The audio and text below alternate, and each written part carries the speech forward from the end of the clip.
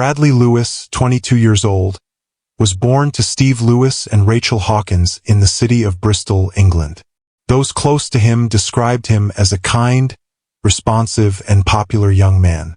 Bradley grew up in a loving family, adored his brothers and sisters, and always got along well with people. Those who knew him said that if Bradley became your friend, it was for life. He was passionate about football and played for several seasons for a local club called NXM Athletic. He wasn't just a good athlete, he was the heart of the team, easily making friends and always supporting his teammates. But for Bradley, family was the most important thing. He was the father of 4 children. His eldest daughter, Scarlett, was from a previous relationship with a woman named Lee. The other 3 children were from his relationship with 20-year-old Abigail White, whom he had been dating for more than 5 years. Abigail never had a stable job, but made a living through the OnlyFans platform, where she posted explicit content under the name Fake Barbie. In the first year, she earned about £55,000, but as competition increased, her income started to fall rapidly, eventually dropping to around £1,000 per month. According to Abigail, Bradley knew about her activities and didn't mind. However, after her first pregnancy, she completely stopped using the platform and no longer brought in any money. From that point on, Bradley became the sole provider for the family. He worked in the flooring industry and often took on side jobs to support them. Despite all his efforts, their relationship was tense. Many acquaintances described their bond as toxic, unstable, and at times aggressive. Opinions varied. Some claimed Abigail was prone to violence, while others believed Bradley also showed aggression. Their arguments often escalated. Abigail had a short temper and frequently created scenes of jealousy. She said Bradley was controlling and cold, though others believed she stayed in the relationship mainly for the sake of their children. But their life was far from stable. The conflicts kept happening over and over. Eventually, Bradley's friends and family noticed he had grown distant and anxious. He tried to break up with Abigail several times, but she always convinced him to stay. His friends said Bradley felt trapped and didn't know what to do without harming the children. Their relationship had always been rocky, but it kept getting worse. Both of them were unfaithful, but despite her own cheating, Abigail constantly suspected Bradley of affairs and tried to catch him in the act. She followed him when he left home, tried to catch him with other women, and demanded constant attention. She expected him to reply to her messages immediately, and if he didn't, she would fly into a rage. Over time, her behavior became more aggressive. As the cheating and arguments continued, Abigail became more obsessed, controlling, and cruel. In private messages to friends, she called Bradley a liar and wrote that she needed to get the truth out of him. In one message, she said she wanted to kill him but couldn't afford to go to jail. In another, she said she'd like to get rid of the girl she suspected him of cheating with, but again emphasized she couldn't risk her freedom. In voice messages, she admitted she couldn't control her anger and never believed Bradley's words. She said that acquaintances had warned her. If the relationship continued this way, one of them would eventually die. She also said that Bradley would only admit to things when she threatened him. She even mentioned threatening him with a knife, and only then would he start telling the truth. Eventually, the threats turned real. One day, in a fit of rage, Abigail accused Bradley of cheating and threatened to stab him in the face. She ended up stabbing him in the leg, leaving a deep scar that lasted for life. This happened just a few months before the tragedy. Then, on March 19th, just a week before the fatal day, another conflict broke out. Accusing Bradley of cheating again, Abigail attacked him with a knife and injured his arm. This time, he needed medical attention. Bradley told friends he was afraid of Abigail. He often said he wanted to end the relationship, but every time he tried, she threatened to take her own life. Under pressure from these threats, he stayed again and again. Messages later confirmed that he had made several attempts to break up with her, but Abigail always pressured him with emotional blackmail. Their relationship became a vicious cycle of arguments, breakups, and reconciliations. Despite the toxic dynamic, they kept going back to each other, mostly because of the kids. Child Protection Services eventually started monitoring the situation after numerous incidents. The authorities ruled that Bradley and Abigail could no longer live together.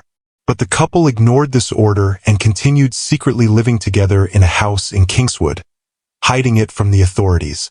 However, by early 2022, Bradley realized he could no longer stay in the relationship.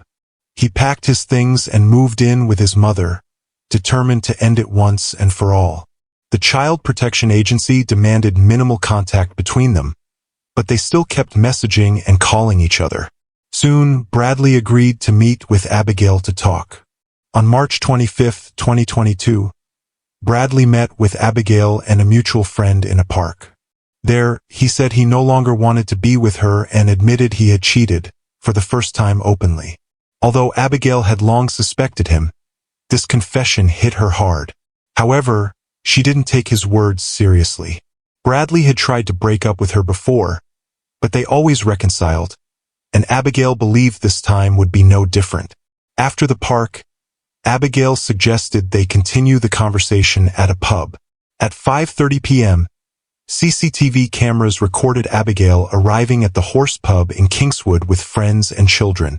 Bradley was late, which irritated her. She continued drinking while waiting, and her frustration grew by the minute. Witnesses later said she drank a pint of beer, several shots, and possibly a couple of strong cocktails. One friend tried to calm her down, assuring her Bradley would arrive soon. In the restroom, Abigail cried to a friend, saying Bradley must be with another woman. That's why he was late. When Bradley finally showed up at 6:48 p.m., Abigail was already furious. Witnesses said she immediately started arguing with him. She wanted to speak privately, but Bradley refused and stayed with his friends. He often turned away from Abigail, which only made her angrier. She insulted him, threw a drink in his face, and even hit him several times in front of everyone. When one of Bradley's friends tried to intervene, Abigail spat in his face. She didn't hold back, even in front of friends and their children. At one point, Bradley and a friend went to the restroom.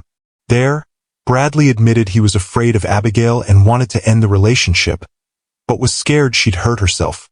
When they returned, things calmed down slightly, and Abigail suggested leaving the pub. But there were still drinks on the table, which angered her again.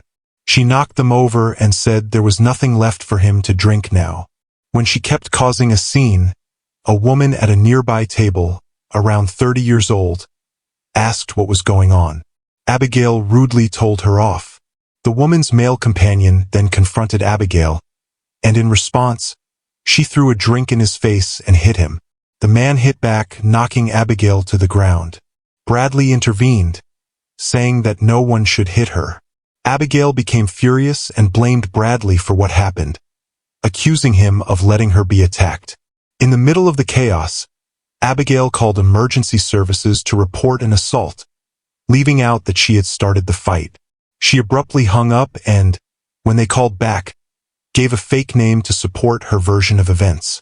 CCTV footage later showed that Abigail had instigated the conflict. She behaved hysterically, provoked those around her, and created chaos. After another outburst, Bradley decided it was best to leave. Their friend Alfie Pike offered them a ride home. As they got ready to go, Bradley said something strange to Alfie. "I'm a dead man when I get home." Alfie asked what he meant, but Bradley only repeated himself. Abigail seemed to hear this but didn't respond. Bradley's friends tried to convince him not to go with her, fearing for his safety, but he insisted. Alfie drove them, Bradley, Abigail, and one of the kids, back to their former home in Kingswood, arriving around 7:50 p.m. Before Bradley got out, Alfie gave him his phone number and told him to call if he needed help. Just a few minutes later, Bradley did call Alfie, but it's unknown whether he picked up. At 7:54 p.m., Bradley called another friend, Sophie. Sophie was close to Abigail and knew a lot about their relationship. Abigail often texted her, venting about Bradley and even hinting at harming him. But over time, Sophie and Bradley became friends too. That evening, Bradley called Sophie in a panic and screamed, "Help me, Sophie. She's trying to kill me. She keeps hitting me. She wants to stab me." In the background, Sophie heard Abigail yelling at Bradley to shut up as he begged for help. Around 8 p.m., a neighbor named Laura Cundy heard shouting from Abigail's house. She clearly heard a man's voice crying for help and a woman's voice yelling she couldn't get through to emergency services. Then shouting, "He can't breathe." Realizing something was seriously wrong, Laura immediately called emergency services and went toward the house. Approaching the home, she saw Abigail outside, calling emergency services. When Laura entered, there was a boy standing in the doorway of the living room, looking scared and confused. Laura walked further and saw a horrifying scene. Bradley was lying on the kitchen floor, covered in blood, with open wounds on his chest. Blood was smeared across the floor and walls, and in some places there were visible attempts to clean it. The washing machine was running, creating the impression that someone had tried to cover up what had happened. In the hallway, on the radiator, Laura noticed a knife with bloodstains. The blade was approximately 15 to 17 centimeters long. Seeing all this, Laura immediately called emergency services again. The scene she had come upon was horrifying. Helpless Bradley lying on the floor, and the house showed clear signs of attempts to conceal evidence. Laura rushed to help Bradley. She saw that he was pale and unresponsive, but still breathing, albeit very weakly. In the kitchen, she noticed a t-shirt and, following the instructions of the emergency operator, used it to apply pressure to Bradley's chest wound to stop the bleeding. While trying to help, Laura asked Abigail what had happened. At the time, Abigail was wearing a pink dress, and there was a bruise on her arm, but no blood stains. In response to the question, she said that Bradley did this to himself. Laura asked if they had had a fight, and Abigail admitted there had been an argument but again insisted Bradley had injured himself. Abigail was hysterical, shouting at Laura, "Why are they taking so long? Why isn't anyone coming?" and was shaking Bradley's face, begging him to hold on. Laura tried to focus on counting Bradley's breaths and providing aid, but Abigail's screams were only distracting her. At that moment, a voice came from another room. One of the children said, "Mom did it." Laura heard this confession and realized the situation was much more serious than it first appeared. While they waited for the ambulance, Laura's husband arrived to help. A few minutes later, paramedics arrived and immediately began performing CPR, then placed Bradley on a stretcher and took him to the hospital. Abigail went into full hysteria and tried to interfere with the medics, and Laura and her husband had to restrain her so she wouldn't obstruct the emergency team. As Bradley was being taken to the hospital, police officers also took Abigail there. She insisted on being near him. On the way, she sobbed and screamed, claiming she was innocent and not responsible for Bradley's injuries. At the hospital, doctors did everything they could to save Bradley. He was taken in for emergency surgery, but their efforts were in vain. Around 1 a.m. on March 26th, Bradley died from his injuries. After his death, the body was sent for a forensic examination.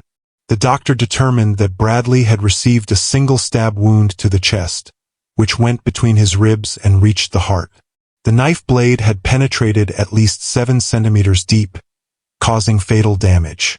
According to the expert, the wound hit the heart's ventricle, leading to rapid blood loss and death. After this, Abigail was arrested on suspicion of involvement in the crime and taken to the police station for questioning. However, she refused to make any statements.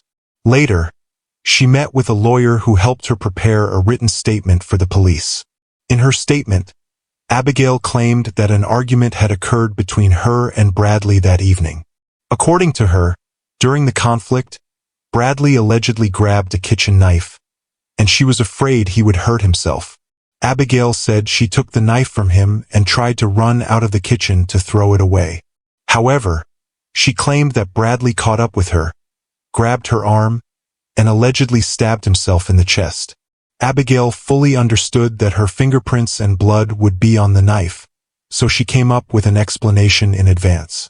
Her version was this. She was holding the knife trying to stop Bradley from harming himself, but at some point he stabbed himself. This story only appeared after consulting with her lawyer. Abigail added that immediately after the incident, she tried to call an ambulance but allegedly couldn't get through and went outside in search of better signal. It was at that moment that Laura heard her screaming that Bradley wasn't breathing. Initially, Abigail stuck to this version, but in July 2022, she changed her testimony in court, pleading guilty to manslaughter. She stated that she had indeed stabbed Bradley with a knife but didn't mean to kill him. According to the law, manslaughter implies that a person didn't intend to kill or seriously harm the victim, but their actions still led to death. Thus, Abigail tried to portray the incident as an accident, claiming she didn't intend for Bradley to die, even though her actions led to tragedy. This new version of the story was another attempt to change the course of the case in her favor. However, it only confirmed the fact that Abigail had inflicted the fatal wound herself. Abigail claimed that during the argument, she tried to walk away from Bradley into the kitchen to calm down. However, once there, she saw a knife on the counter. She said that at that moment, she decided to take the knife to scare Bradley. She grabbed it by the handle, blade pointed down, just like she had held the knife previously, when she had already wounded Bradley once in the leg and once in the arm. Abigail insisted that she hadn't intended to hurt him and only wanted to scare him, but when she approached him, she suddenly stabbed him in the chest. According to her, she only realized what she had done afterward. She claimed it all happened too quickly for her to think it through. After the incident, Abigail began cleaning up the scene, wiping blood from the kitchen floor, throwing bloody clothes into the washing machine, and changing her clothes. During this time, she came up with the story she later told police. Abigail admitted that she regretted lying at first, but still insisted she hadn't realized she had delivered a fatal blow. However, for the prosecution, this wasn't enough. In October 2022, Abigail White stood trial for the crime against Bradley Lewis. The prosecution insisted their relationship had always been toxic and dangerous. Abigail was aggressive, controlling, and manipulative. She constantly demanded attention, gifts, and expressions of love from Bradley, but was never satisfied. The worse she treated Bradley, the more he eventually began seeking support elsewhere, which only increased the tension in their relationship. Bradley repeatedly told friends that he was afraid of Abigail and dreamed of ending the relationship. He said she had threatened him multiple times, acted violently, and even attacked him with a knife. However, every time he tried to break up with her, she threatened to take her own life and he felt trapped. In court, prosecutors presented evidence, including text and voice messages Abigail sent to her friends, where she openly talked about her aggressive intentions.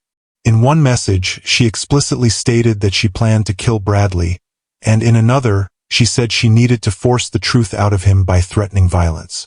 Investigators found numerous messages from Abigail to Bradley containing threats. For example, on February 7th, she wrote to him, "I swear to God I will stab you." Later that same day, she added, "After that, I'll end my life." There were also threats directed at the woman she suspected Bradley was cheating with. On March 21st, she again threatened Bradley, writing, "I'll stick a knife in your neck." In response to Bradley's accusations of infidelity, she continued to threaten both him and herself. In one message, she wrote, "I'll end my life right on your mother's doorstep." From March 22nd to 25th, their messages continued. At that time, they were already living apart due to a family protection order, but Abigail kept messaging Bradley. He said he was experiencing physical and emotional pain, not just because of the breakup, but also because of the harm she had previously caused him. Bradley tried to avoid conflict, asked her to leave him alone, and suggested ending the relationship, but Abigail insisted on meeting him. They agreed to meet in the park on March 25th. But even after that meeting, Abigail continued to send him threatening messages. Bradley tried to cut off contact, but she pressured him, threatening both him and herself. In her messages, she would say everything was over, but then wait for Bradley to beg her to stay. When he agreed to end the relationship, it only enraged Abigail more, causing new outbursts of anger. At trial, prosecutors argued that their correspondence clearly showed that Abigail was the aggressor and the source of the violence. Her threats, outbursts, and history of abusive behavior demonstrated that the tragedy was not accidental. According to the prosecution, when Bradley finally decided to leave her for good, Abigail couldn't accept it and committed the crime. Even though she soon expressed remorse for what she had done, the prosecution emphasized that it didn't negate the fact that she intentionally stabbed Bradley, leading to his death. The defense tried to portray Abigail differently, claiming that she loved Bradley and never intended to hurt him. Her lawyers argued that their relationship was toxic on both sides and that Bradley also provoked conflicts. They claimed he systematically cheated on her, manipulated her, and made her feel humiliated and miserable. Additionally, the defense claimed that Bradley was controlling, especially regarding finances. When Abigail was earning significant income on the OnlyFans platform, he allegedly decided how the money should be spent, not allowing her to manage it herself. Witnesses were called who described Abigail as a pleasant and kind person. They admitted that she had anger issues but attributed them to her mental health, saying she couldn't control her outbursts. A psychiatrist testified about Abigail's childhood and psychological state. He said her life had been difficult from the beginning. Her father was physically abusive to her mother. When Abigail was 4, her parents divorced, but life didn't improve. Her mother remarried, and the stepfather was also abusive toward Abigail. Eventually, she was removed from the family and sent to foster care. Later, she lived with her grandparents, who cared for her. But by that time, the trauma had already deeply affected her psyche. In adolescence, she began having serious behavioral problems. Her school performance declined, and her anger outbursts became more frequent. At 13, she made her first suicide attempt. At 16, she tried again. At that age, she also entered a relationship with a 29-year-old man, which worsened her emotional state. Shortly after that breakup, she started dating Bradley, who was around 15 or 16 at the time. It was also noted that Abigail had been regularly consuming alcohol since she was 13 and sometimes used illegal substances, although she claimed not to be addicted. In her teens, she was diagnosed with depression and prescribed medication. She underwent therapy with psychiatrists several times. When her relationship with Bradley began, she said she did not feel supported by him. She claimed he called her crazy, didn't try to help her cope with her emotional struggles, and used manipulation and even aggression. The psychiatrist brought in by the defense diagnosed Abigail with borderline personality disorder. He said that her behavior, witnessed by others and explained by Abigail herself, matched this diagnosis. According to him, most people have mechanisms to control their emotions, but Abigail lacked them. When she became enraged, the rational part of her brain stopped functioning, and she was unaware of what she was doing. The psychiatrist also noted that at the time of the attack on Bradley, she was likely in a state of crisis. The defense argued that her diagnosis indicated reduced responsibility for what happened. Additionally, it came to light that a few weeks before the tragedy, Abigail became pregnant again but chose to have an abortion. She said she didn't want to give birth again under such difficult circumstances.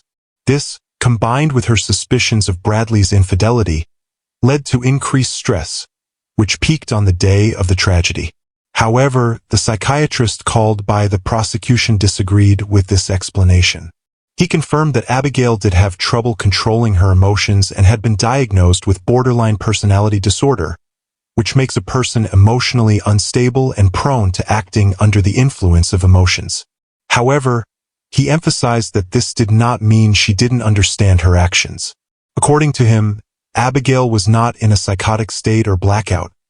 She understood what she was doing when, after a fight, she took a knife and returned to stab Bradley. Evidence of her awareness was also the fact that after the incident, she tried to hide the crime scene, started cleaning up the blood, and did laundry. She was able to give clear and logical responses to paramedics and police after the incident, indicating that her rational thinking remained intact. An examination revealed that at the time of the incident, Abigail White's blood contained alcohol, traces of illegal substances, and antidepressants. However, a psychiatrist noted that this did not impair her ability to understand the situation. She was fully aware of her actions and is responsible for them. During her court testimony, Abigail maintained that she did not intend to kill Bradley. She claimed she acted impulsively in a moment of strong emotion and only realized the consequences afterward. She admitted to misleading the emergency services operator by initially stating that Bradley had harmed himself. Abigail expressed that she loved Bradley but felt betrayed and deeply hurt by his actions. When confronted with text messages and voice recordings where she explicitly mentioned wanting to kill Bradley, she responded that she did not take her own words seriously. Regarding a voice message in which her friend Sophie heard Abigail yelling at and assaulting Bradley before the incident, Abigail claimed she did not remember it. She also stated she had no recollection of the moment she stabbed him. After reviewing all arguments and evidence, the jury deliberated for approximately 5 hours before reaching a verdict. Abigail White was found guilty of murdering Bradley Lewis. During the sentencing hearing, Bradley's family shared their feelings and the impact of the tragedy. His father, Steve Lewis, admitted that since his son's death, he has lived with an unending sense of pain and loss. He recalled how Bradley had a talent for making people smile and was a kind and caring person, especially towards his family. Bradley's mother, Rachel, said that losing her son has left a permanent void in her life. She is deeply pained by the thought that Bradley will no longer witness his children's growth and milestones, unable to support them during significant moments in their lives. The judge emphasized that Bradley was a loving father with his whole life ahead of him. Abigail's actions deprived their children not only of their father but also of their mother, as she now faces many years in prison. The judge also highlighted the particularly tragic aspect that their 3-year-old son witnessed his mother inflict the fatal wound on his father. According to the law, such a crime warranted a life sentence, with the judge determining the minimum term based on aggravating and mitigating factors. Aggravating factors included the presence of the child during the crime, Abigail's history of abusive behavior towards Bradley, including constant humiliation and threats, and her prior acts of violence in the relationship. Mitigating factors considered were her mental health disorder and the prolonged emotional stress leading up to the incident. However, the judge deemed these insufficient to lessen the sentence. Ultimately, Abigail White was sentenced to life imprisonment with a minimum term of 18 years before she can apply for parole. Build.de. This case was fraught with warning signs from the beginning. Both partners were unhappy and frequently engaged in conflicts. However, it was Abigail, driven by rage, who committed the crime. This case serves as a stark reminder of the dangers of toxic relationships and the consequences of ignoring warning signs. Abigail needed psychological help, and Bradley, despite fearing for her life, should have left the relationship much earlier. In such situations, it's crucial to recognize that if a relationship becomes dangerous to one's life and mental health, steps must be taken to exit, even if the partner threatens self-harm. One person's mental health should not jeopardize another's safety. Threats of self-harm signal the need for professional intervention, but do not obligate a partner to remain in a destructive relationship. This case underscores the importance of recognizing signs of toxic relationships and not delaying a breakup when the situation becomes perilous. Unfortunately, Bradley was unable to do this, leading to a tragic outcome. Abigail now faces many years in prison, where she may finally receive the psychological help she has needed throughout her life. However, for Bradley and his family, this outcome is an irreparable loss, and no punishment can bring him back to his loved ones.